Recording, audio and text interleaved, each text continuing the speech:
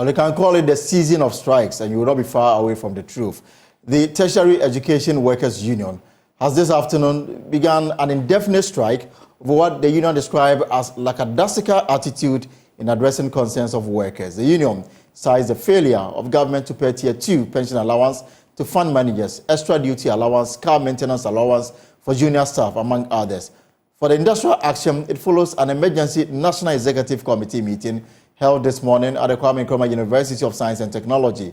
Here's National President Suleiman Abdul Rahman speaking to my colleague Ohimen Teria of Lab FM.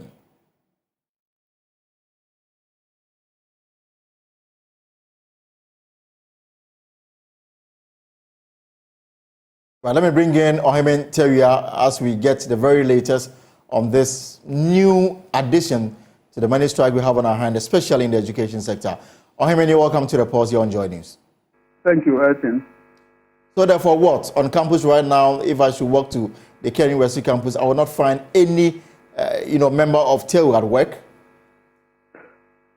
For today, you are likely to meet some members of the Tertiary Education Workers Union of Ghana at post because they say their indefinite strike begins tomorrow. And from the beginning of tomorrow, many of their 10,000 members will not be at post. Only a few or a handful of them, a group of workers they describe as essential service providers.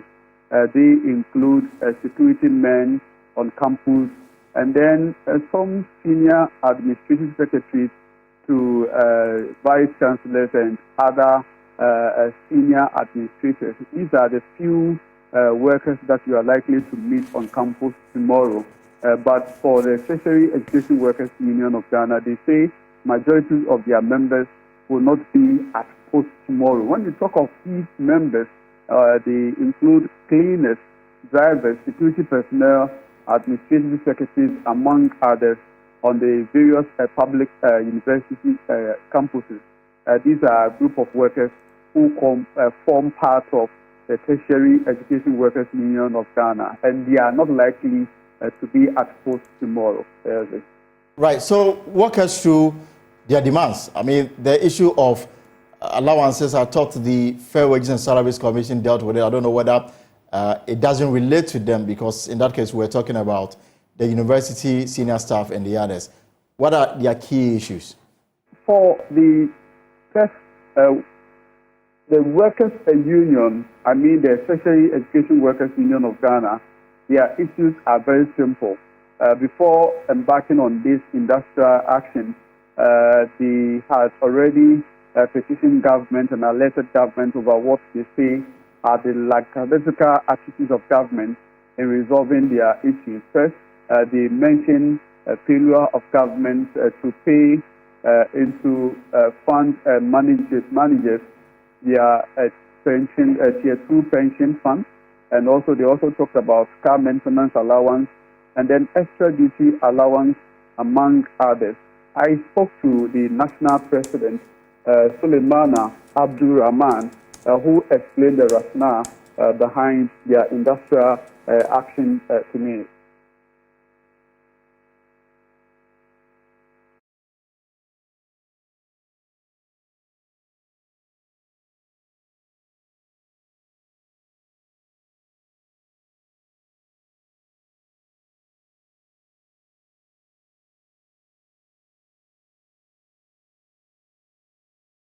Right, so we'll bring that interview to our viewers shortly. But so I understand that they are not withdrawing all their members; they are leaving a skeletal staff behind. Which category of workforce are we talking about here? Yes, Elton, for the members, according to the union, some of their members would be at post, and when they are at post, they expect many others to also join the strike, of which they explain that they are going to set up a task force to monitor the compliance level of members to this industrial action.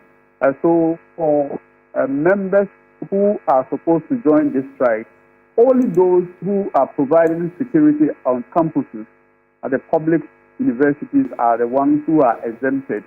And then the administrative secretary attached to principal officers, for instance, the vice chancellor, they are the only ones who are exempted in what they describe as the first phase of this industrial action.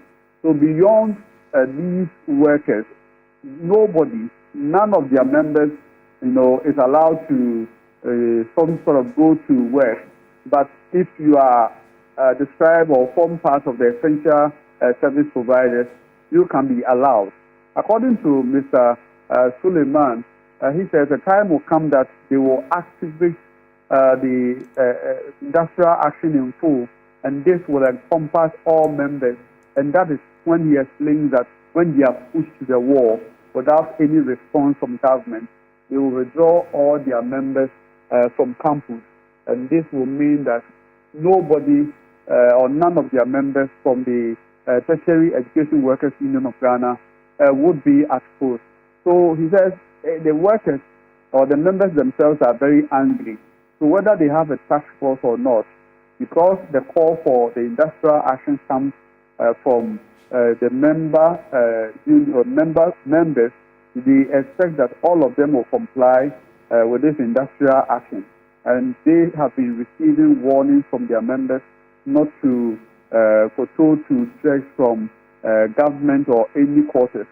So they expect them to be, to abide by the rules of the game, and that is to go on strike. And it's something that they all want to be part of. And that is why today, in extraction, when the National Executive declared the industrial action, all of them responded positively that it has come at the right time for the union members to embark on the exercise. Right, and then the other issue I'm curious to know is why they provided a February 1 day to start a strike. Today is 31st of January. Why have they embarked on it from today?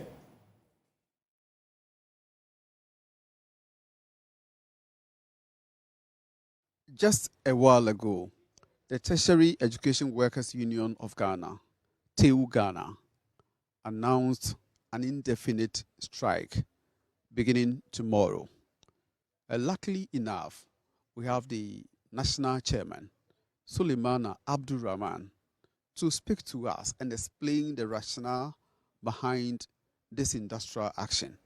Mr. Suleiman, why are you so happy to declare a nationwide strike? Thank you so much for the opportunity. And to correct an impression, in fact, I am not happy to declare a nationwide strike. It's just unfortunate that we have been pushed by government to get to this stage. You remember last week, that was 22nd January 2024, we issued an ultimatum to government itemizing some challenges that we were asking government to resolve. And unfortunately, the government did not even try to contact us. And mind you, because we know the kind of impact our strike is going to bring to the public universities, we did not want to actually have the strike being activated. But of course, we have no opportunity to take such decision today. And let me state that the issues that we have tabled before government to resolve is the Tier 2 pension funds. We are expecting government to pay all the deductions of our members to the fund managers so that these funds can be invested on behalf of the members, and when they go on retirement, they'll be able to receive a good package as far as their lump sum is concerned. But here's the case, government is owing a lot of these monies. These monies have not been paid to the fund managers. And those who even went on retirement last year doesn't even have all their benefits as far as the lump sum is concerned. And this is a very critical issue, because you can imagine with those working in the public universities, even at the active service, what is the condition? Not to talk of someone being retired and be in the house to depend on certain allowances such as the tier 2. So this is the reasons why we have activated this strike. That is one. And the second has to do with some of our members being denied vehicle maintenance allowance payment. This vehicle maintenance allowance, you are qualified to receive this allowance when you have a motorbike, a bicycle, or a car. And most of the public universities, they pay the staffs as and when the person qualifies for A or B. Because you cannot have a car and they will pay you motorbike. Or you have a bicycle, they go and pay you a car maintenance allowance. So we realized that some of the public universities, our members have been shortchanged. Instead of paying them car maintenance allowance, they rather pay them the motorbike maintenance allowance. And we had sent these signals to government that what they were doing wasn't the best. We met with some of these public universities managements to understand why they were doing so, and they pointed their hands at the government. So we wrote to government thinking that government was going to rescind their decisions by allowing them to pay the members who are qualified to receive these allowances. The government refused to do so. So that is number two. And the third one has to do with we have something that we call extra duty allowance and overtime allowance. This extra duty allowance has to do with those who are working more than the expected hours. So there is something, there's allowance that normal pay to them. And it is 75% of their basic salary and then 50%. It depends on the working hours. But here's the case in some of the public universities who are doing this overtime and qualified to receive this overtime is being denied without any reason. It started from UCC, migrated to UMAT and GCTU. And we think that this is the time to stop it. And we wish to use this medium to plead with government to treat everybody with fairness.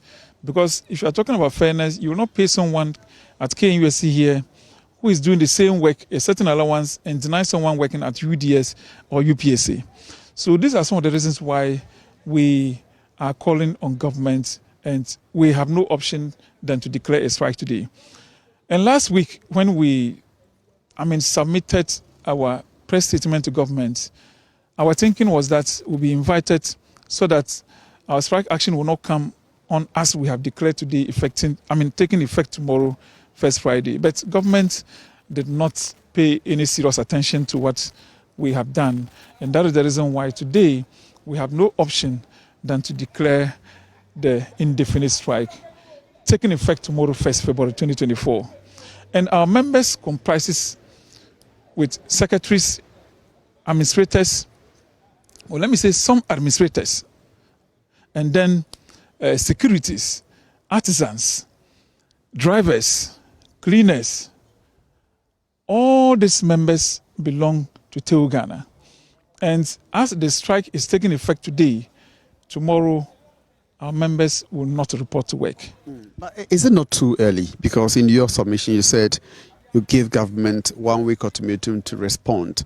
Maybe government is too busy with other businesses and will surely or duly attend to TEWU Ghana.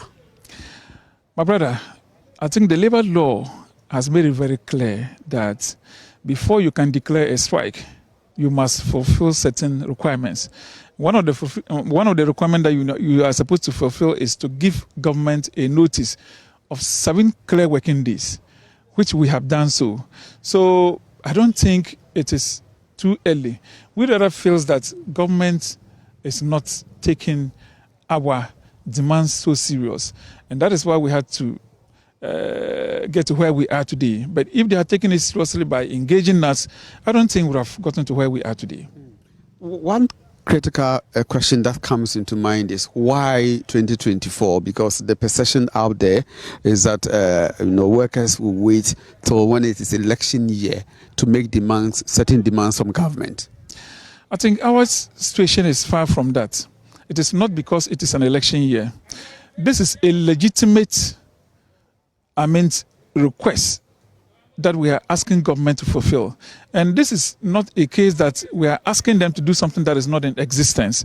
We are just asking them to respect the agreements that the workers has with them, and then stick to the status quo by not changing or varying any agreements in between us. You get the point?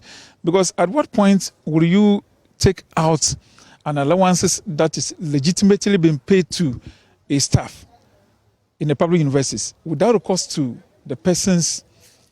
You get the point? So we feel that probably, I may rather say that government is feeling that because it is an election year, they are trying to cut certain things. And we think that by doing so, they're rather going to worsen the situations. They should respect the public workers as far as the university is concerned. And then let's have a mutual understanding. If there's any problem, we expect government to sit with us as labor unions, then we'll discuss as a family. Because don't forget that the labor unions and government, we work together. We dialogue as far as our welfare issues are concerned. So why is it that you will not consult us, but unilaterally try to start removing certain allowances from our members without recourse to we the leaders? So we think this is very unfortunate, and we are asking government to respect the status quo and then make sure that they pay these allowances to deserving staff. It is not every staff. In the public universities, as I said, if you do not have a car, how can you request for car maintenance allowance? If you do not have a motorbike, how can you request for motorbike maintenance allowance? Even if you are a professor and you have a motorbike, they will not pay you the car maintenance, they will pay you the motorbike allowance. So why is it that when it comes to some of our members who are having cars, they choose and select to pay certain people and then ignore or deny certain people? We think this is very unfair. We're asking government to rescind their decision and making sure that they issue a letter immediately to stop those who are in this act, because it is not all the public universities, as I said, it is some public universities. Yeah. But do you have the numbers? How many workers or how many members of TEWU are we talking about here that will lay down their tools beginning tomorrow? I can assure you that we are over 10,000 members in the public universities across the whole Ghana. So from tomorrow, the whole country will know that whether we are on strike or we are not on strike. Because we were still at the workplaces, that is why people were not seeing the seriousness. You know, GAWA and SSC has already declared a strike, and they are on strike. But because we were at the workplaces, the impact wasn't there. Government was not feeling the heat. But I believe from tomorrow going, government will feel the heat and they will do the needful, even though we do not wish to embark on a strike. But as I said, when you are being pushed to the wall and the only option that you have is to respect the voice of the members by,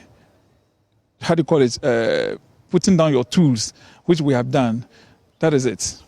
Yes. So how then do you ensure compliance of your members, especially when you say this is nationwide? It's compulsory for all members to join the industrial action. Yes. We are going to make sure that we have task force across all the university campuses. We have local leaders across all the public universities. So they will make sure that they put in place the task force to make sure that they monitor for everybody to comply with the strike action. And of course, we have also taken into consideration that if you look at the public universities, those who are keeping the place safe is the security. So we have the view that the strike is in stages. For now, we are asking the security to remain at post. But when we get to a stage where we need to withdraw everybody, I can assure you that the university will be locked down. Because if the security men are not there to work, you can imagine what will happen. But why exemptions? Yes, the exemptions is there because we feel that the vice chancellors and their management team should be able to work with government to make sure that these grievances that we have raised or difficulties that we have raised, they'll be able to put in place measures to stop it or to get it resolved. So we expect the registrars, the vice chancellors, to be work freely. And that is why we are saying that the principal drivers of the of these principal officers and their secretaries in their offices are exempted, including security, for now. But when we are pushed to a certain point where we have no option than to withdraw all these services, we will do so, but we don't pray to get there. But what could be the repercussion for a member who decides not to sort of obey the instruction, the orders of the national executives or even the local executives and decides not to join the industrial action? Yeah, so what will happen is that the local leaders, it is their duty to make sure that the strike action is enforced. And any loyal member of TEWU Ghana, they are rather angry and pushing us to declare this strike. So there's no way any loyal member of the public universities will defy the, the directives or orders as far as the union is concerned. Yes. You talk about the strike being activated in phases. Now, when will be the end of phase 1 and then the phase 2 or phase 3? What are the phases? Yes, so we have declared a strike today, taking effect tomorrow, 1st February 2024.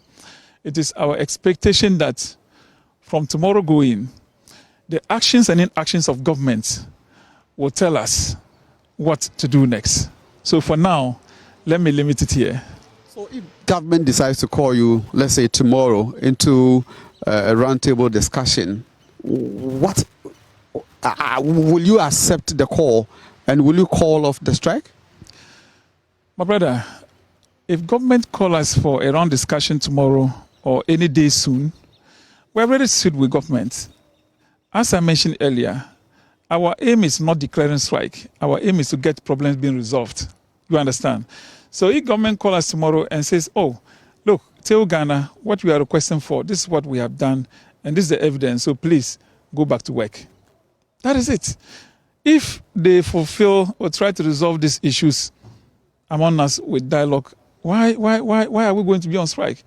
We are on strike because of certain demands. So if government, we sit down in a round table and they understand the issues and then agree to our demands, we will immediately call off the strike. Before you received that call, perhaps you haven't looked at this issue again.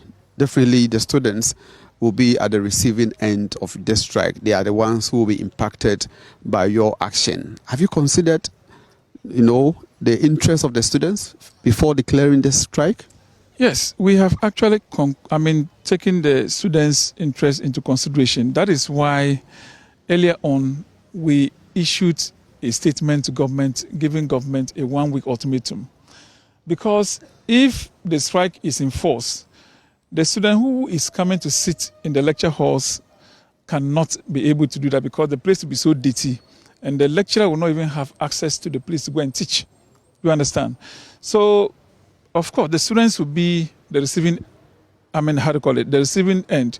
But we are not comfortable or trying to say that we are happy about the situation. It's just a situation that we cannot actually help as far as the members are concerned. Because, mind you, we are all being elected to hold certain positions.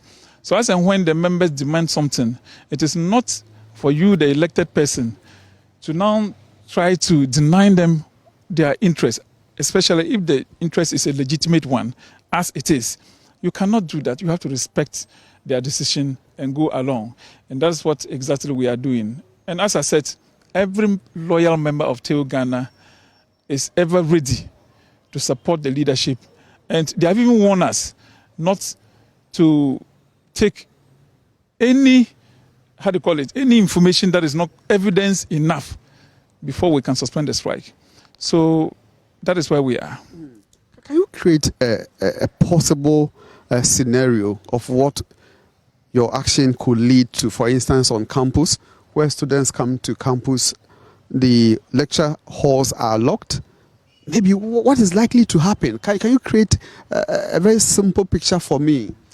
Yeah, the simple picture is that, as I said, lecturers will not have access to lecture halls. The place will be very messy because you can imagine this weather, the dust. You can imagine the washrooms, if it is not clean for a day, So, and these are the critical work our members are doing. You understand? So that is why we are saying that we expect every member in the public university to respect this decision. If you are receiving these allowances and your colleague is not receiving, don't say that because you are receiving, your colleague is not receiving, you are happy. Tomorrow, it might be your turn. So respect the leadership decision and go along with the majority. That's what we're requesting everybody to do. This is not a threat. This is just a request, right? It's a simple and harmless request. Because, as I said, at the end of the day, what are we looking for? Better conditions for our members. And these conditions that we have been requesting for, it is something that has been put in place, which we have been enjoying. It isn't that we are asking for any new thing anywhere. So, I mean, government team might be looking at the issues as if we are requesting for something new. No, we are only requesting that government should respect the status quo and allow it to and allow sleeping dogs to lie. Let me put it that way, because at the end of the day, if they did not do what they are doing, what is happening today wouldn't have happened. So, for how long has the TEWU Ghana endure this situation where you are not giving what is due you, for instance, the extra duty allowance and so on and so forth? Yes, this issues came to our attention. That was last year. And you remember in the public universities, all the labor unions were on strike at the time. That is UTAC, GAWA, TEWU Ghana, and then SSA-UOG. So in the course of deliberations at the Labour Commission, NLC directed that government should pay the vehicle maintenance allowance and the off-campus. That was the key issues. But we tabled issues concerning our members, like this issue that you have just asked. And NLC told us that, okay, they are asking us to call off the strike, but early 2023, we can put in a request to make sure that all those issues should be addressed. No, that was early 2022, yes, which we have done, and government did not even pay any serious attention to the outstanding issues. So these issues have been lingering since later part of 2022, and we are still in it, 2023 and then 2024. But it is our hope that government will use this opportunity to resolve it without any issue. That's what we are praying for.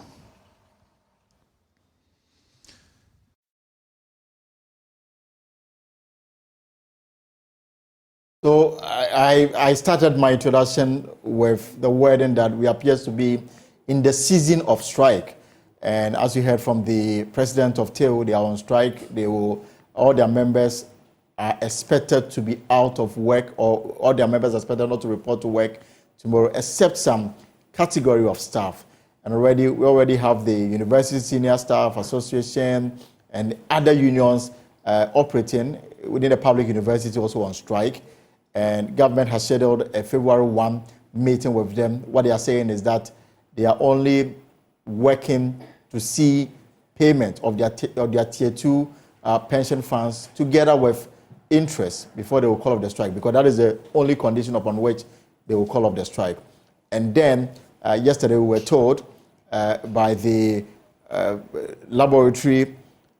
medical laboratory workers union, they've also given a 14-day notice that if government is unable to deal with their issue of conditions of service and remuneration and other issues that remains unresolved, they will also embark on a strike. And just this afternoon, members of the Teachers Educational Workers Union, TEWU, they have also declared a strike beginning tomorrow. So this is the season of strike, and I would not be surprised that in the coming days we'll experience or see more strike action, because clearly we are in that electioneering period where, especially those in the public sector, sometimes the only way or the only avenue to get the attention of the political elites, those in power, those who are seeking to govern, is to push forth your issues, because once they want the votes, they will come to you and get it. So this is the Pulse here on Joy News. My name is Elton Brobe. We are back on the Pulse here on Joy News. My name is Elton Brobe. Now let's settle and deal with a very important matter that has gripped the nation since the results came out yesterday. Now, the latest demographic survey on health reveals males and females between the ages of 15 and 24 are keeping multiple sexual partners and further engaging in unprotected sex. The Statistical Service that undertook the survey says the outcome is worrying, as it could lead to the spread of HIV and AIDS. The Director General of the Ghana AIDS Commission, Dr. Steve Tuahene, is our guest today. But before we do that, my colleague Kofi Ajay joins me in studio with more from the survey. Kofi, I guess you have more to tell me this afternoon. Well, staggering figures. Well, let's get it on the stat screen. So we are starting with a percentage of men and women who are 2 or more partners. So there are actually some people in Ghana that have 2 or more partners. And we are looking at this data between male and female. So if you look at the age range, it begins to tell you an interesting story. So if you look at those within the ages of 15 to 24 years, about 9.9%, almost 10% of this age bracket say they have 2 or more, sexual partners. You ask yourself, people between the ages of 15 and 24 confirming that they have 2 or more, partners. And if you begin to raise the age bracket, I was actually hoping that this survey outcome would tell me, for example, the percentage of the age bracket, maybe let's say from 15 to 17, the percentage of people within that bracket, and whether or not between the 15 and the 17, more of them are having multiple partners. And then from 18 to 24, because from 18 you are considered an adult, so you can afford to take certain decisions for yourself. He actually did that. Right, let's go on. Disaggregation. And one thing that begins to emerge is that once you begin to move from 24 years or from 15 to 24 years, the number or the share of the population begins to increase. So if you look at those within the ages of 25 to 29, close to 24%, of men confirm that they actually have, 2 or more sexual partners. 23.6 against 3.3% of females who actually engage in this survey also saying this. So you can see the sharp contrast between the response that we got from males versus that of female. But there were other interesting, revelations that came out as a result of this survey. We realized that if you compare male and female, you realize that even with this age bracket of 15 to 24 years, one, they accepted that they have more than one, sexual partner, 2 or more sexual partners, and they also acknowledged or accepted that they have about, 80% on the female side and about 70% on the male side accepted that they have, unprotected sex in their last sex before the survey was conducted. So they were asked a very simple question. Did you use condoms during your last sex? And if you look at the male side, 7 out of 10 of the people sampled actually confirmed that they had sex without condoms. If you look at the female side, it's about 80%. And then we also realized that if you look at the level of education, on the side of men, the higher the level of education, the higher the probability of they deciding to cheat on their spouses. And it's different from that of women. The higher their level of education, the lower the probability of they cheating. Is it a case that for men, the higher the level of education, they get good jobs, income is good, they are driving nice vehicles, they're living comfortable life, and therefore they begin to explore. But their tastes become big, and they want to, go down with anything they come across with. It could be one of the factors actually driving this, because if you look at those who are even not married, never married, but were asked a very simple question if they have unprotected sex, and if you look at the men, about 5 out of 10 of those samples said, yes, I am not married, one, I keep multiple partners, 2, and then I also have unprotected sex. And this is where the issue of the spread of HIV comes in, right, where you have majority of the people who engage in this survey or who participate in this survey. We are talking about people aged between the ages of 15 and 45 years. You have about 5 out of 10 males saying that, I mean, I don't have a wife, but I also have multiple partners. I have one or two or more girlfriends, and I also had unprotected sex the last time that I did have sex. If you go to the women's side, it's almost 4 out of 10. And so you could see that this is one of the key indicators, as far as we are talking about the spread of HIV is in Ghana. So those were some of the staggering statistics or interesting data that we were able to glean from the 2022 Ghana Demographic and Health Survey conducted by the Ghana Statistical Service, Elton. There is an issue that has generated some controversy about cheating husbands and wives. And the suggestion is that the figures looks a bit, flowery, if you like. Yeah, exactly. When we share the data on social media, the reaction is that, wow, 2 out of 10. We believe that some say it is 99.9999%. I saw one comment that one person said he doesn't believe that it's 2 out of 10 men in Ghana, married men in Ghana, that cheat. But he believes that even 12 out of 10 men in Ghana cheat when they marry. But if you begin to look at the age range, 15 to 45 years, there are also concerns that, there's what we call the sugar daddy system, where people who are maybe rich and then are between the ages of 50 and above, they also are married, but they engage in extramarital affairs. They were not included in this survey. Some say then if we should include this age bracket, they believe that the 2 out of 10 men who said they are married but they cheat could go higher. If you look at it from the side of the women, the data or the statistic there is a bit relatively lower than what we saw for the men. So we can't say that as a result of the outcome of the demographic and health survey, we can confidently say that 2 out of every 10 married men you select between the ages of 15 and 49 in Ghana actually cheat. So therefore, we can say that when it comes to the women or the ladies, they respect the sanctity of marriage.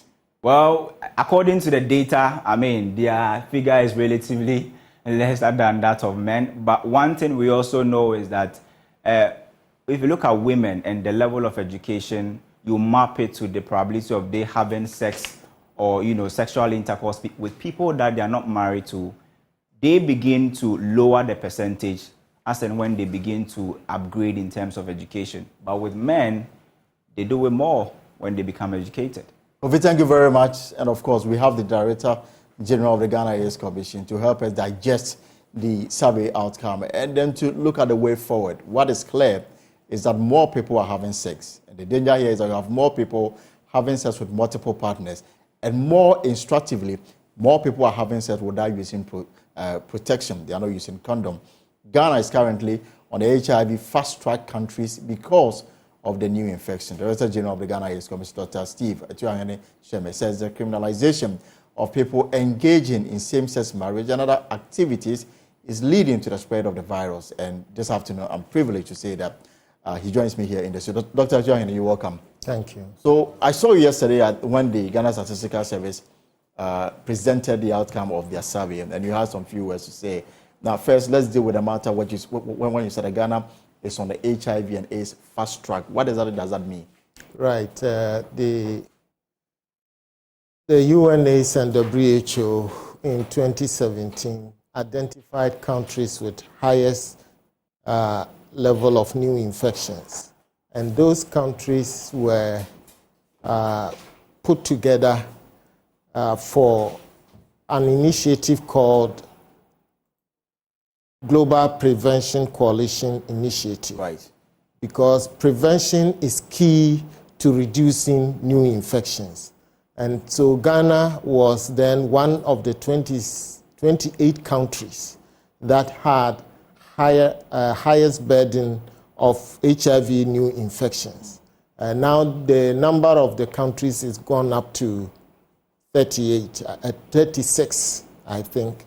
And so Ghana is one of the countries in the whole world with the highest burden of new infections. And that's very worrying.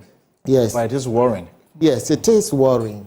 And the data that is being shared now from the Ghana Statistical Service clearly show that indeed that situation is true, and we should take the necessary steps to address the high levels of new infections by addressing our risky behaviors. Now, in Ghana, we have the sexual intercourse account for 80% of HIV transmission in the country. Mm-hmm. And so for us, we need to understand that sexual activity is a major factor to the number of new infections that we are seeing in the country, or major factor to HIV transmission in the country. And so why is it a factor? It's a factor because you have high numbers of people, old and young, having sex, and they are into multiple concurrent partnerships. They are having casual sex, and they are not protecting themselves. Right. So that then becomes a problem, because it means that there is high probability that when one doesn't protect him or herself during casual sex or in a multiple sexual partnership relationship, then we have the likelihood of HIV transmission occurring when one of the sexual partners is a carrier. But so, doctor, what do you blame this on? Is it a case that we have taken our leg off the paddle in terms of education and awareness creation, or people are aware, but they simply don't want to use, protection when engaging in sexual intercourse? Okay, so when you look at the GSS report, the report we are discussing today, it shows that Ghana has almost universal awareness rate, which means more than almost 100% of Ghanaians know that HIV and AIDS exists, and they are in this country. Mm-hmm. Okay. And therefore, if it is just about the awareness, then everybody is aware. Mm-hmm. Everybody also knows that you can get HIV through unprotected sex. And so you expect that with this knowledge, mm-hmm. people will do what? Take the necessary steps to prevent HIV infection. But that is not happening. It's not happening because every person, has a low perception of personal risk to HIV. You get the point? Right, I do. So the level of perception of personal risk actually determines whether a person will take the needed steps to protect him or herself, or will just open up thinking that nothing would happen. But of interest to me really is the fact that some time back we had reduced the prevalence rate in Ghana. So the expectation that going for 2024 and going beyond, HIV shouldn't be an issue at the front burner. Why? I mean, we managed to reduce it, and now we appear to be back on where you described as unacceptable. So what has happened between when we managed to reduce the prevalence rate and now? Well, prevalence has been on a declining trajectory for a very long period of time. And so we know that the factors that lead to increasing levels of HIV infection in the country are still persisting. Now, you are driving, your question is actually asking whether we are doing enough education? Exactly. Or not. Yes. When you see the data. Because I believe we have a target to basically reduce it to a level where it wouldn't be an issue. Exactly. When you look at the data, you can see that some of the indicators that were measured, we had better results in the year 2003 than every other year up till now. I mean, every other survey year up till now. Okay. What that means is that in those days, from the 1998 up to 2000 and let's say 2007-8, we had intensive media campaigns on HIV prevention throughout the country. From then, we slipped back because we didn't have enough money. And we haven't had the kind of money we used to have, you know. Because the Global Funding withdrew their the Global part of their Fund, support? No, the Global Fund has never withdrawn funding to Ghana. They continue to give us funding, but their funding goes into treatment, prevention of mother-to-child transmission, some aspect of management of the health sector program, as well as key affected population prevention interventions. We do not have money for the general population. The money that we use for the general population is very, very small. And so we need money to do the kind of campaigns we used to. And where should the money come from? From the government or from international development partners? I understand that when Ghana attained the lower middle status, it affected, you know, support from some of these organizations. Yes, that is true. As the country progresses in its economic status, donors, you know, withdraw funding, or they try to arrange the funding in a way that the country would also take, you know, part of the burden. It's burden share arrangement. And so within the burden share arrangement, Ghana is expected to take up about 60% of the cost of the national program. Right. And Ghana is not able to do that. It's able to do part of it, but not all of it. And so the money that should go into these activities is unavailable. And that questions the seriousness we are attaching to this. But let's now focus a bit on the outcome of the survey. Now, I asked my colleague, Kofi Ajay, earlier that I wanted to see the percentage of the age bracket between 15 years and an example, 17 years. It looks like they didn't give us those specifics. But 15 years is too young an age for anybody to be engaged in sexual activity. What really is happening? You see, I'll tell you something.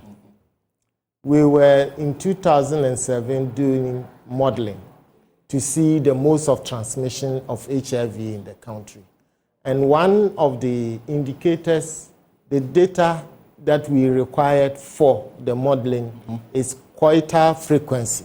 That is the rate of coital frequency in the country. As Ghanaians, how often do we have sex? DHS used to measure that indicator, I think around, they used to do it and it stopped along they took it out at some point. And so only 1998 DHS gave us that data for that indicator. And that indicator showed that coital frequency was about 1 in a month. Break it down for me. How the number of times a person, you know, has sex in a year.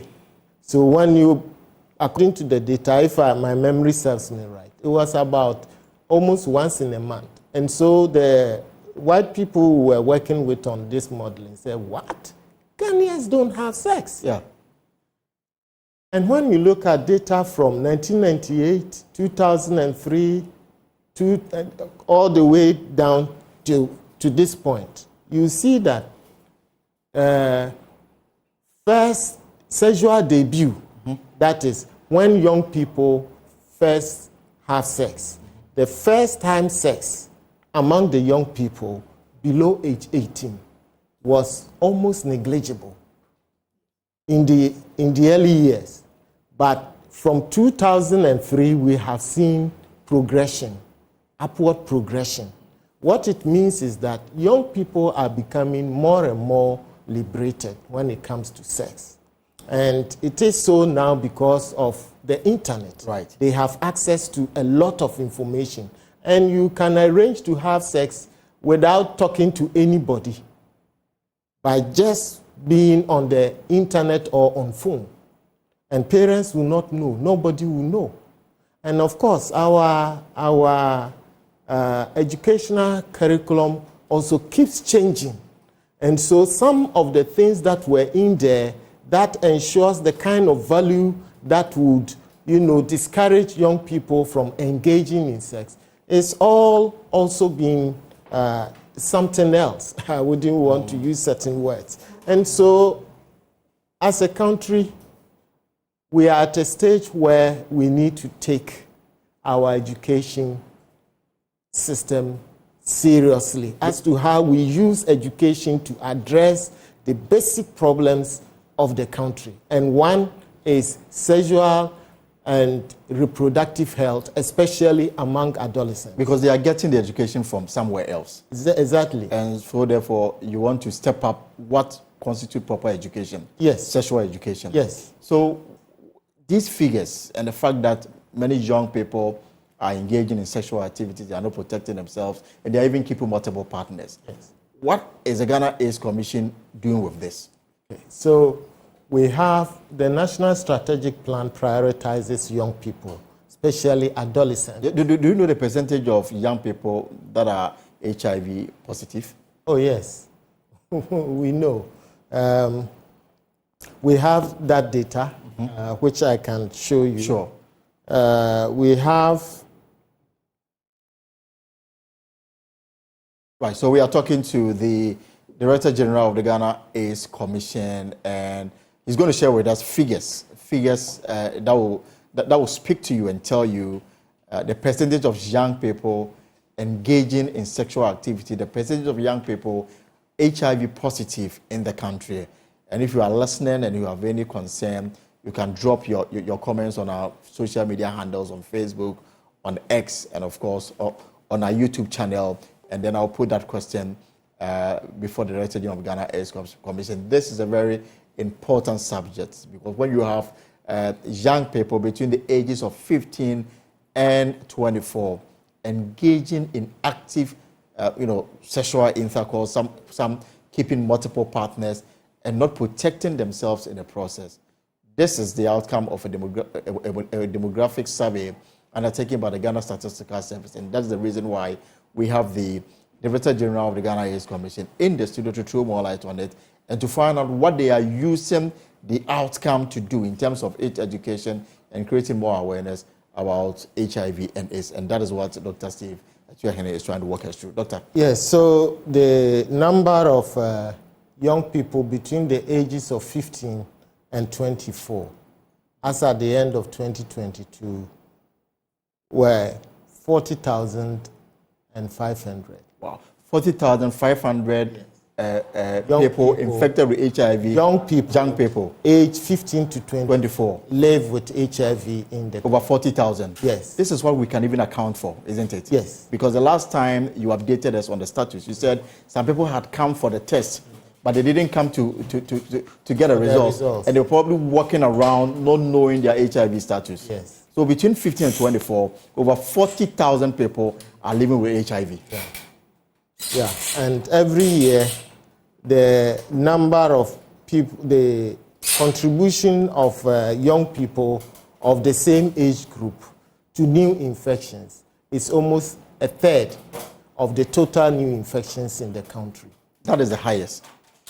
A third, okay. A third. Right. So if you have 15 to 24 contributing almost a third of new infections in the country, that is also very worrying because our objective is to have a HIV-free generation. And if these young people do not have HIV, if they do not have HIV, then we have the opportunity to break the HIV transmission in the country, because within that age group, there will be, so when those ahead of them are no more, there will be no HIV in the country. And so we need to take the issues about young people very serious. Right. And I mentioned that young people contribute about a third of new infections. But when you break it down by sex, it is even quite worrying, because Tell us about you see that 83% of new infections that occurred among these young people actually occurred among females. And so, which clearly tells you that, the young females are getting it not from their age mates, but from Other people. Yes, older ages. And when you look at the DHS and multi-cluster indicated survey, you will see that the result shows that there is a high level of intergenerational sex. That is, older men having sex with younger people, younger and adolescents. And you think that is accounting for the 80% infection rate for females between the ages of 15 and 24? Yeah, it's a major factor. It's a major factor. What is the level of infection between, let's say, 24 years and 50 years?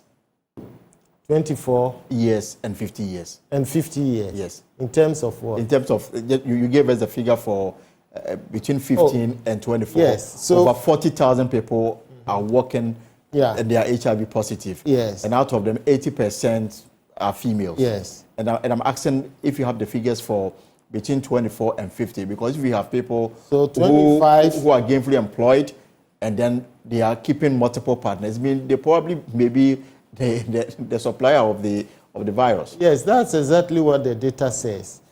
HIV affects the most economically active population, so from 15 upwards. And therefore, if you put together, let's say, all the age groups from 25 and above, yes, that population is 289,700. 289,000. These are people between the age of 24 and above. 25 and above. 25 years and above. Yes. You have 250,000 of Ghanaians HIV positive. Yeah. 289,000. Yes. Of Ghanaians between 25 years and above, HIV positive. Even with HIV. A percentage of that, male and female?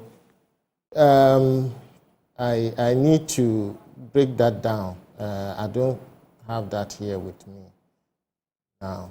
But yes, you have, yeah, it should be here. All right, so we are looking at the figures. These are very worrying figures.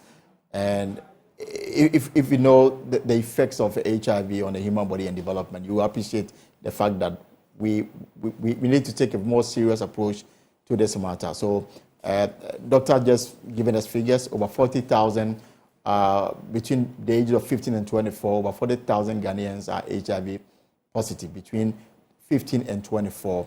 And out of this number, 80% of them are females. Now, from 25 years and above, almost 290,000 people are living with HIV. And I'm trying to find out from him a percentage of that for females and males. That is what he is trying to educate. Yeah, Doctor. I don't have that. You don't have it? Yes, but overall, when you take the entire HIV population, which is about almost 355,000, the female population is 239,682, 92, which is almost, let's say, 240,000 females, as against 115,000 males. So it's about 2:1, right? Right, 2:1. Yeah. Very, very interesting and very frightening figures that you have there. But this is what you can actually lay hands on. Yeah. What about those walking around? They don't know their status. People have come for the text. They didn't even come for the results. How many are we looking at? The last time you mentioned a figure of around 100,000. Yes, 100,000 people are estimated to be living with HIV without knowing their test results. HIV status. So such people, do you have a program to identify them and to offer them any support that they may require? So the testing program seek to, first of all, identify these people.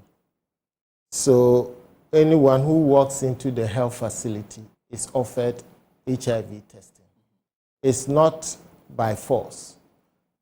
So the person has to voluntarily accept to test. And so the healthcare worker will offer the test to the person. And if the person accepts, then he's tested. Those who are inpatient, they are also given the same offer or opportunity to know their HIV status. This is one way of, getting the cases. When somebody tests positive, we also would want to see if their partners or even children within that household might have HIV. It may not be, married couple. It may be just, sexual partners or people within one sexual network. And so it is offered to them, and they are counseled to make sure that, they accept to test. The other thing is that we have community-based programs where testing is offered. So they talk to people. And the test is for free? The test is for free. Now, self-testing has been added because many people complain that they are not too sure whether a third party will not have access to their test results. And for that reason, they may not want to test in health facilities. And so self-testing is made available. You can access through the internet. There is internet-based distribution and community-based distribution. So in most places, most communities in Ghana, it can easily be accessed. And then it gives you all the information you need to know to conduct the test, read and interpret the results, and the necessary steps you need to take after you have seen your test result, so that you can receive the appropriate service to either help you stay negative or access treatment. Doctor, I'd like to thank you very much for coming through. And before you go, your final words as you speak to Ghanaians. Yes. We are very particular about the sexual activities among Ghanaians. We are not saying people should not have sex.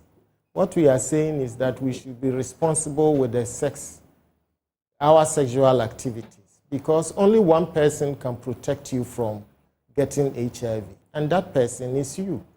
That responsibility is 100% in your own hands. And if you do not take responsibility for your own life, no one can do it for you. And one of the things you can do is, if you are not married, it's better you abstain from sex. If you cannot do that, then avoid having multiple partners.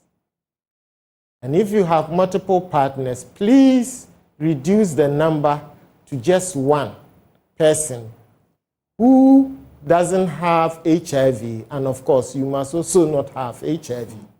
Even if you have HIV, you can still live with somebody who doesn't have HIV, but you have to make sure that you are on antiretroviral treatment and you are virally suppressed, or your viral load is at undetectable level, and you maintain the undetectable viral load status all through your life. In that case, you will not transmit the virus to your partner. And if you cannot do any of these, always make sure you use condoms at all times. Doctor, thank you very much for coming through, and wish you the very best as we step up the education on HIV. And folks, again, let me reiterate the points made by Dr.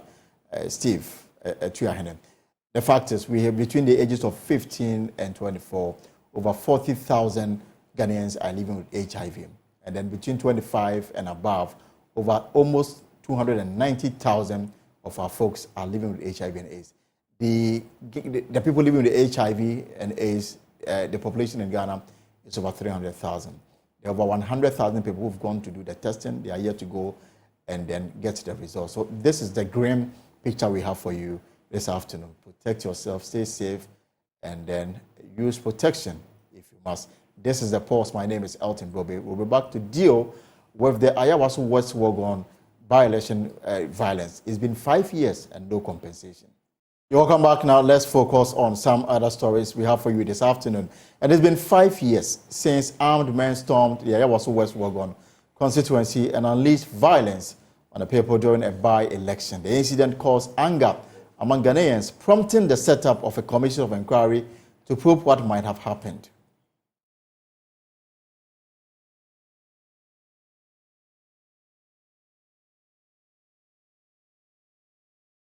Right, so this is what we've managed to put together for you. A convoy of cars marked with police arrived at the Bawalewashi, Presby polling station on January 31st, 2019, minutes after voting started. Men with black marks and shirt labeled NSC, that's National Security Council, emerged from the vehicle with pistols and AK-47 rifle.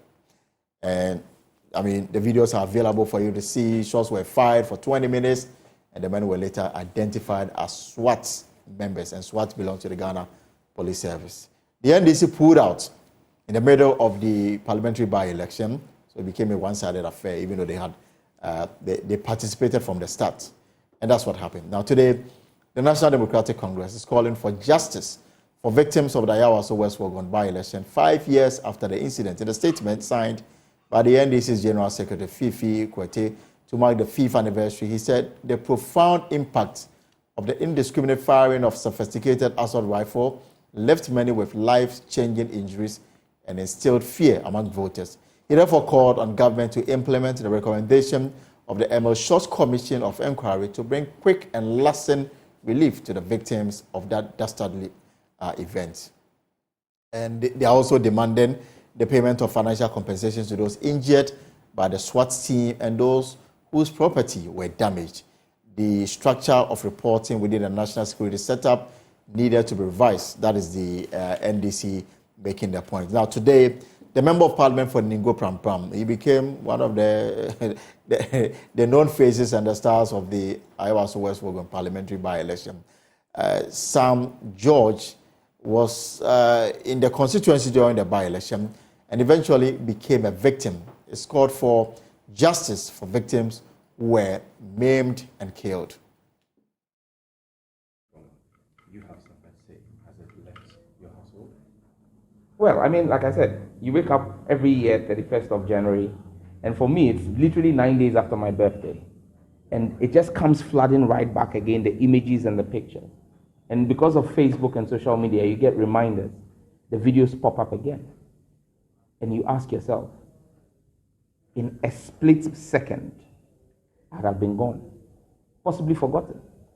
But that was their aim, so that I wouldn't have been around to come and be exposing the rot at GRA, like we did earlier this week, to get rid of us. But notice is hereby served. We're here for the long run. We're not going anywhere. We'll continue to work for God and country and expose the rot in this government.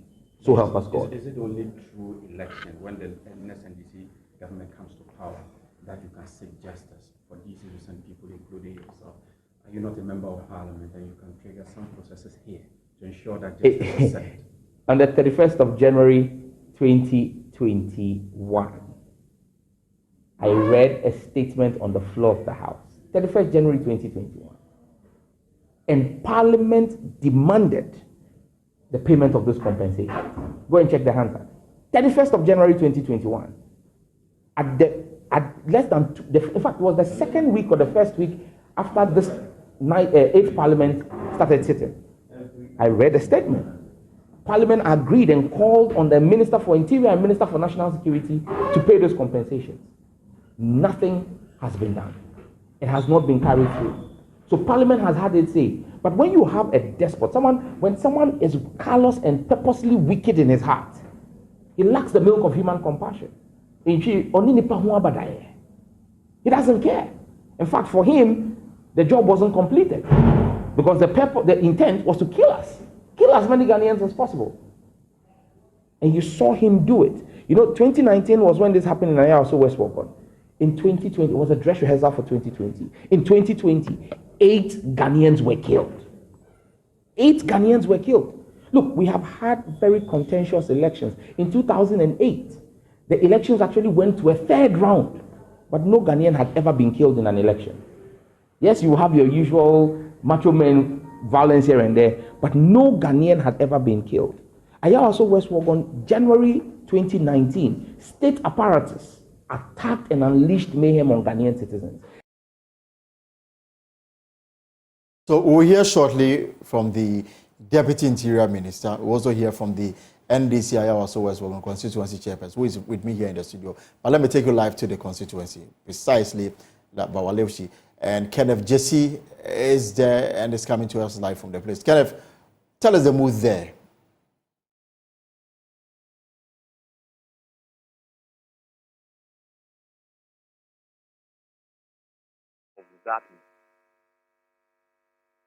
The epicenter of that violence. Now, 2 buildings after, you see a school park there. It moved up pace and it came here to this white building. Now, there's another store here. It was shots were fired into this building. There's a woman there who wasn't present when the incident happened, but she's here, wants to share a word with us, and it was one of her.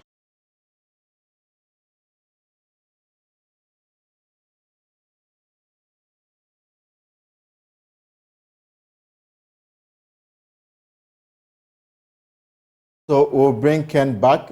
We appear to be having difficulties with establishing clean connection with him. But let me bring in Mark Aite. Mark, you're welcome to the pause. So 5 years on, have you gotten over the incident? It's an incident that any time you pass through the Bawaleshi school, it reminds you the ordeal that many of our members went through on that fateful day.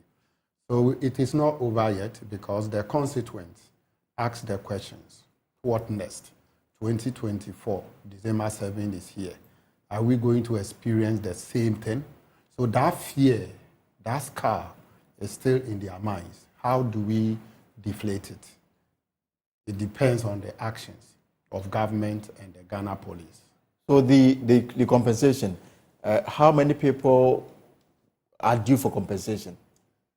Technically, per the report, we have individual liabilities where Ernest Akomia, called double, was mentioned in the report according to the Criminal Offences Act 192, which suggests that when you carry unlawful firearm and you indiscriminately fire, the law must deal with you. That recommendation is still hidden in the report now, which the government and the Ghana police has done nothing about.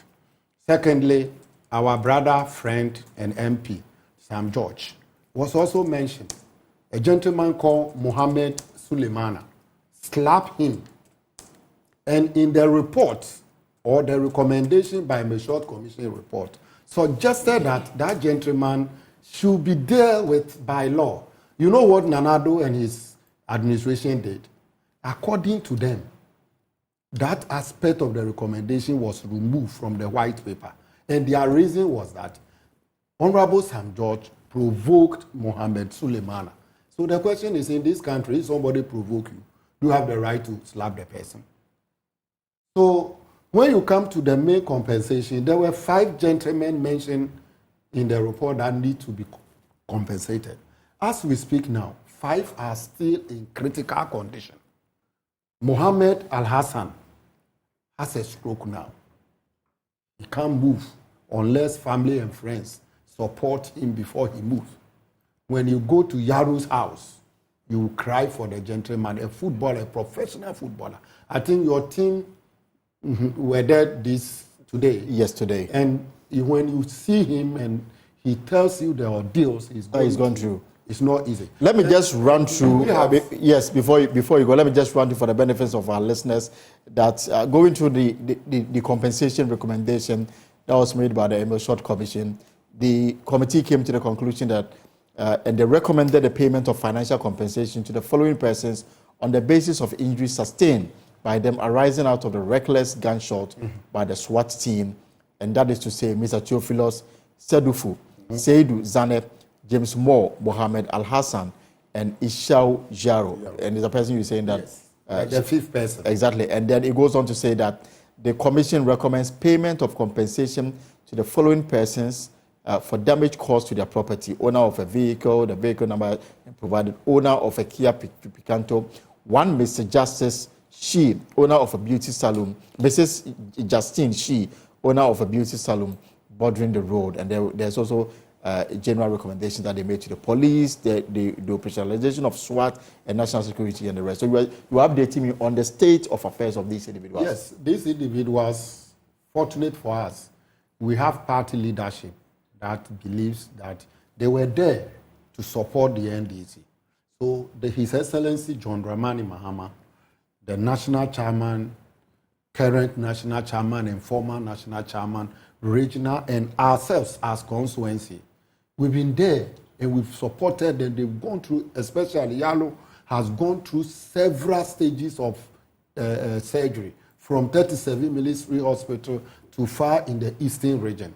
We've been there for them, but the rule is that statutory recommendations or a committee like a Short Commission report, the President, the Ministry of Interior, National Security, and all the bodies that are expected to act on that particular recommendation, they are all sleeping. Simply because the whole exercise that took place on that very day was a state plan orchestration to destroy and maim people to take a particular seat, which they believe that is the only thing that will save their government. So for me, it was a plan till the president was aware, the MP aspirant then Lydia Al-Hassan was aware, national security, they all were aware. So they planned to just frustrate, kill people so that we pull out. Unfortunately, our former chairman then, Mr. Ofus Wampofu, saw the need for us to pull from that election. Because how should blood flow before somebody goes to parliament? The people you are going to rule over them, you are killing them. All right. So one particular recommendation, which is still hidden, was that the police must ensure that recruitment into the agencies are very, very transparent, especially the police service, because they realize, per the commission report, that those guys in the SWAT uniform and car were recruited from the back door. And as I speak to you now, it's still happening. I'll give you an example. I guess the issue of recruitment in the police service, I mean, if you go back to so many reports that we are privy to, it appears to be, in the bosom of all political parties. No. All political parties. No, please. I mean, if you look at all the reports that we've been witness to, it happens. No. It has happened under NDC. It's happened under NPP. Members of parliament added to their campaign message and say that I was able to recruit so numbers to the police, to the immigration. So it is something that we have to deal with it holistically, devoid of political party. Yes. During NDC time, you can go and check police advertisement calling on Ghanaians to apply, whether it is not public. So my point is that there's always that political influence. It's been so from I'm guessing it is advertised. If it is advertised, now we don't see advertisement of recruitment into security agencies. Right. As I speak to you now, the last primaries of the MPP, police personnel who are under training at the Tesano there were allowed to go home and go and vote for MPP parliamentary candidate and come back to the trainings. We cannot verify that. I'm telling you. I cannot verify that, so I will treat it as an allegation. That is unverified. That is the reality. But let's stay on the matter. The reason and that must stop. That is why this politicalism is. Yeah, I understand you, but it's something that we cannot verify, so we won't let it stand. So let's come to the matter. Five of your patrons, I mean, going through difficult times. Beyond the fact that you on the party's own resources, you've managed to take care of them. What more have you done to ensure that the compensation is paid? our lawyers, I remember 2002, lawyer Daudu, lawyer, our young lawyer who is now the director of Edugita Makro and Co., went to the Interior Ministry and they diverted us to National Security. We went to National Security, they were also shifting goalposts. By then, they've called the people. How can somebody like Ishahau, whose leg is gone, then you are giving him 60,000 cedis as compensation? So the determination was actually left at the discretion of the ministry, isn't it? That is the point. They did not allow the lawyers. When it comes to compensation, there is a calculation that goes into it. You need actuarial science personnel who has done insurance very well to be able to look at the situation, what goes into it, and come out with a calculation that will ensure that if you are not restoring the person to his former lifestyle, there must be that gap that must be bridged. That has not been done. We believe that the government is intentional, and we can assure all the victims.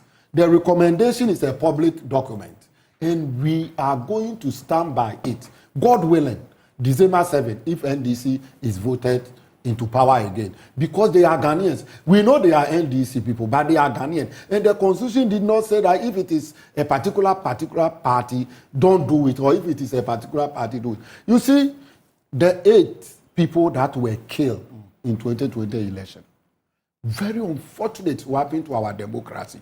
These are all the genesis of 2019, what happened, because people were not prosecuted, no compensation. Everybody think that, okay, if I do it, my government MPP is in power. So they end up killing 8 people. Those people that were killed, ask what have been done to their families. No compensation to them. Even the president has not even issued a statement in one of his address to the nation, his nation's address. No statement, a paragraph, a sentence attributed to those who were illegally killed. So for Yawaso West Wuon, what more is the party prepared to do?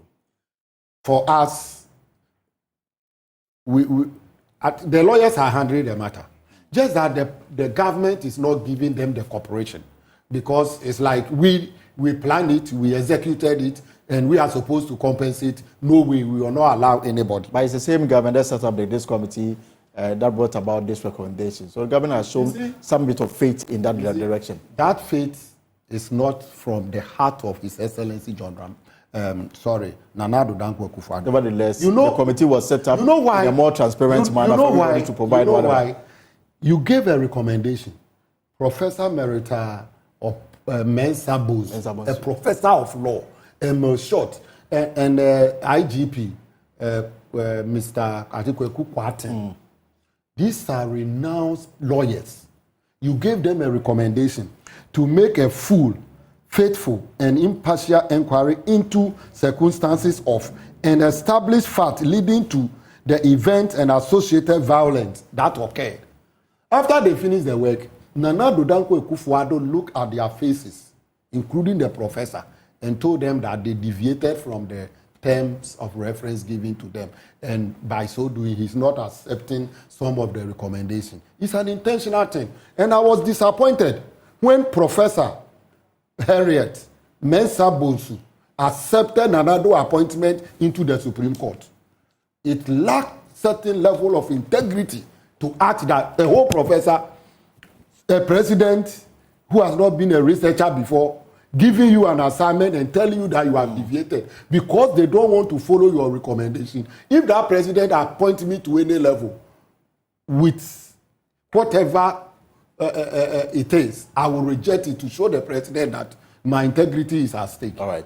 Executive, thank you very much. We're scheduled to speak to the Deputy Interior Minister to provide some light on why it's taking 5 years, and so there's no, workable solution to address the very thorny issue of compensation, as recommended by the Short Commission for some 5 individuals who got injured in the process, and as we've been told, some are really having it tough, keeping body and soul together. But unfortunately, we are unable to reach the Deputy Minister for her perspective on this matter. Hopefully, sometime to come, we'll be able to do so. But this is the pause. We'll take a short break and we're back to deal with the rest of the issues. Let me take you outside of Ghana and let's have a discussion on West Africa. I'm sure you heard about the Wagner Group. The Wagner Group, as you may be aware, is a private army, mostly in Russia.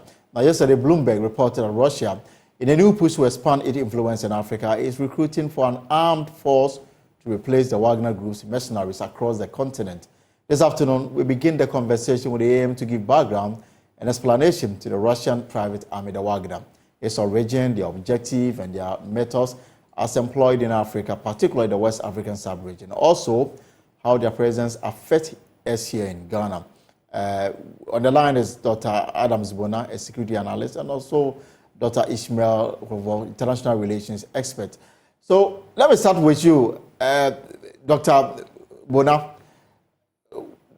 Wagner, I mean, we know that it is associated with Russia, and they are those who want to even extend it to make it an association of Vladimir Putin.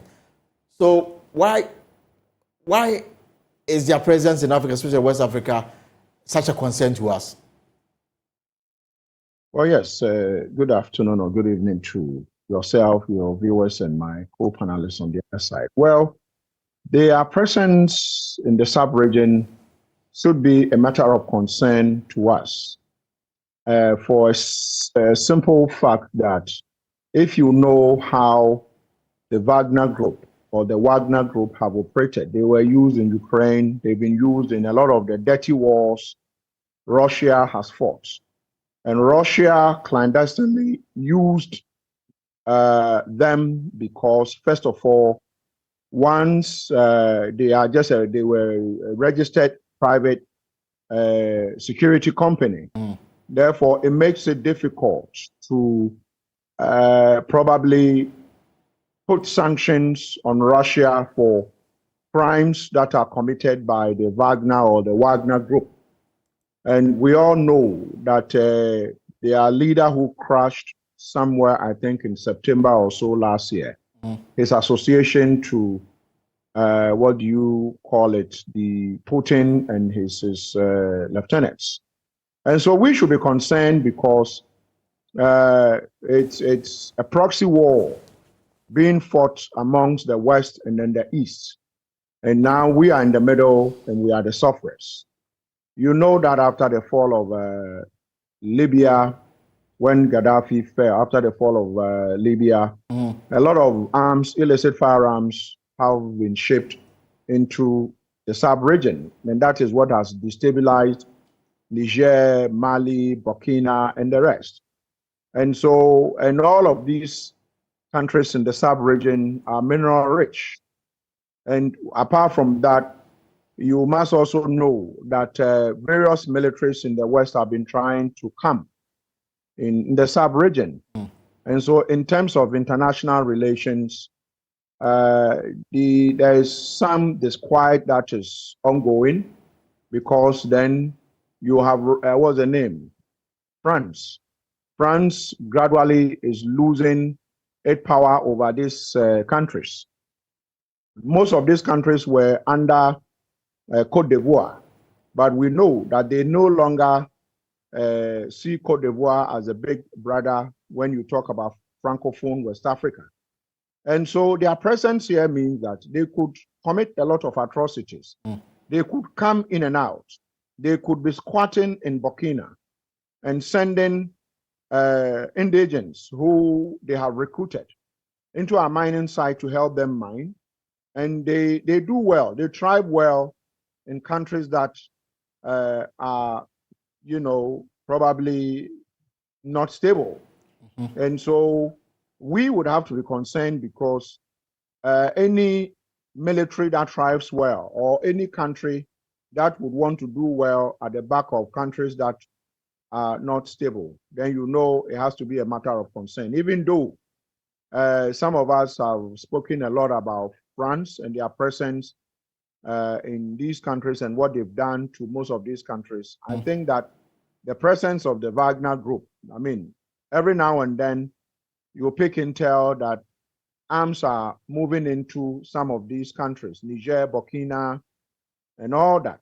And so if you having done some work with ECOWAS, the AU, and the rest, there are various arms treaties that if you are a member state of the sub-region, you sign a treaty that if you are going to purchase firearms, armor tanks, jet fighters, and the rest, the other signatories or the other West African countries must approve of whatever you are going to do. The idea is to put in checks and balances. Right. So if Ghana, for instance, we have a military together with police and all our security forces is less than 100,000, and Ghana decides to buy, let's say, 2 million AK-47s, chances are that Togo will disagree. Okay. If Togo disagrees, Ghana cannot purchase, because then Togo would begin to feel that we are likely to colonize them or invade them. Nigeria would disagree.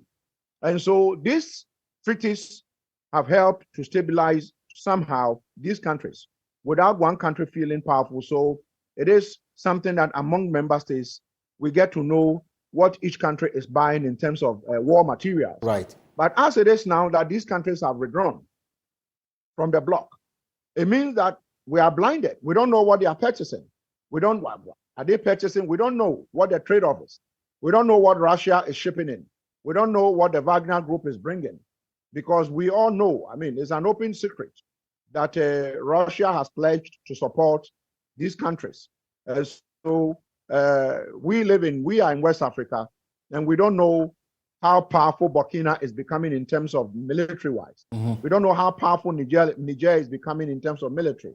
And some of these firearms could end up in the wrong hands. And once they do, chances are that they will cascade down into countries like ours that enjoy relatively peace. It's a matter of concern. Yes, Dr. Bana, hold it there for me. Let me bring in Dr. Ishmael Glover. So, Dr. Dr. Bana has laid out the facts for us. Ghana clearly, from what is happening in the sub-region, the intention to leave ECOWAS, as announced by Burkina Faso and Mali, clearly makes our situation and the security in the sub-region quite a matter that must be addressed head-on. What would you say should be the solution going forward in terms of the issues that have clearly we are confronted with? Okay, thank you, and good evening to you and your listener, as well as my co-panelists. The point is that where we have reached now, it is clear that from the beginning, we have not actually handled the issue well as a bloc, that we went in full swing trying to impose sanctions, thereby driving them far away. I mean, we virtually pushed them into the hands of the Russians. So what is happening now is that they felt left out, and therefore they are looking for a way to kind of have full Russians backing. So if they leave the bloc, then Russia have the chance to have any form of deal that they would like to have with them. But I also think that part of their strategy is to use the announcement of leaving the bloc to call the bloc to come to the negotiation table. So it is time that we go back to have a negotiation and look at the conditions under which we can bring them back into the bloc, because they staying in the bloc is better for us than outside the bloc. Right. But outside the bloc become very unstable for all of us to deal with.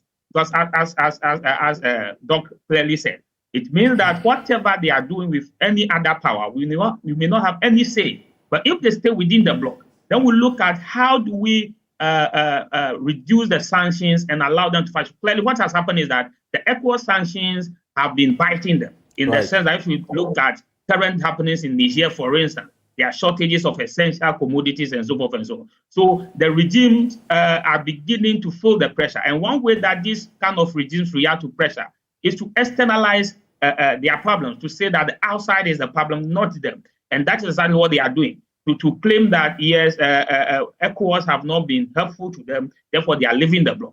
And partly, I think that is because ECOWAS has not engaged. Last week, Thursday, there was supposed to be a meeting, and for some reason, there was some technical mistake where they couldn't take off. The delegation developed a fault. Now, so they felt that you are not ready to engage. And once there's absence of engagement, then they have to look for alternatives. Once the sanctions are batched and they are negotiating to have them reduced and they are not getting any headway, then you open the door for this superpower maneuvering that's happening within the South region. We are living in a world that has significantly changed because there are now new centers of power that are competing with U.S. interests. And if you look at these countries, the reason why Wagner is in those countries is because once they have the resources that Russians, and if you look at the deal they enter with this group, it's always to provide security, and then they have the lucrative deals such as gold, such as diamond, and the mining. And what is clearly happening is that in this type of regimes, the problem is with it is that the leaders normally feel insecure. So they are looking for regime stability. And once they pursue the policy of regime stability, the citizens will suffer.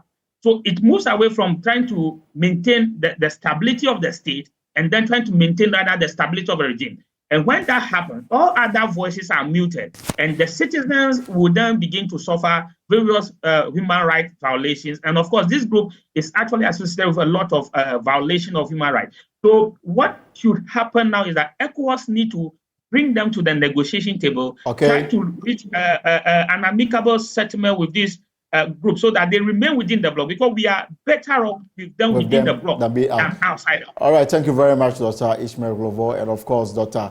Adams Bona. This is where time will permit us to look into this. But clearly, I know that ECOWAS is taking this matter up. They are trying to see how best they can resolve this matter involving Mali, Burkina Faso, and Niger. But that's it for today's edition of The Pulse. We are back tomorrow, same time. But for more stories, log on to our website, myjoyonline.com. My name is Elton Broby. Have a good evening.